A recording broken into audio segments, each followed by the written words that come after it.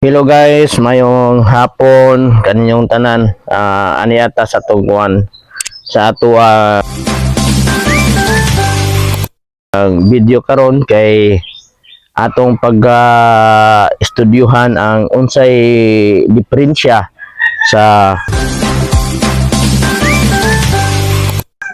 katong isa ka ID o katong pinakaron na pinakalitis nga ID nato guys. Mao ni siya guys, ang pinakalitis nga ID guys ha.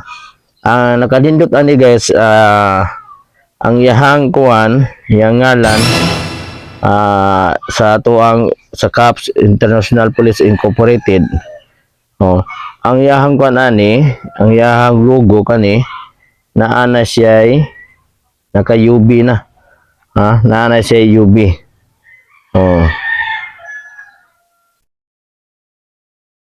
Kani say mo na yang logo nga UV na dayon pag nimo guys naka-UV nga logo, the UV nga picture ana siya. At the same time yung barcode na diri sa ubos ang barcode niya. Mo na yung barcode. Dayon ang yahang kuan ni yahang isa to tsapa yang gitawag nato og trademark sa about sa CAPS International Police Incorporated kani. Mo ni ang yang kuan, yahang trademark. Mo ni ang pinakalitis nato guys.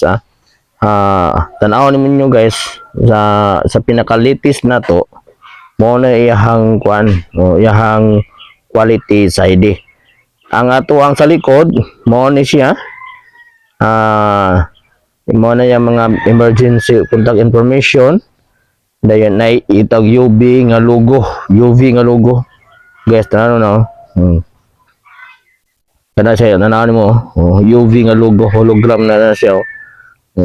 Dayon kanisa atong gipadako ang ganing nasa tuang QR code na ada tanan ang impormasyon. Makita ninyo tanan details diya with our Facebook page and YouTube channel. Og na tuwa og signatory og atong trademark nato nga sa CAPS, atong trademark sa Command Orderly Peaceful Society International Police Incorporated. Mo ni pinakalitis na to nga ID, mga katropa ha. Mo na siya mga katropa, mo nitong pinakalitis ang yang SIC registration na klaro kayo o with a TIN number to BIR. O kana siya guys, tan-awon nyo guys sa tuwang kuan sa tuwang ID mo na siya guys nga nakanindot ani guys. Karon guys ang ato ang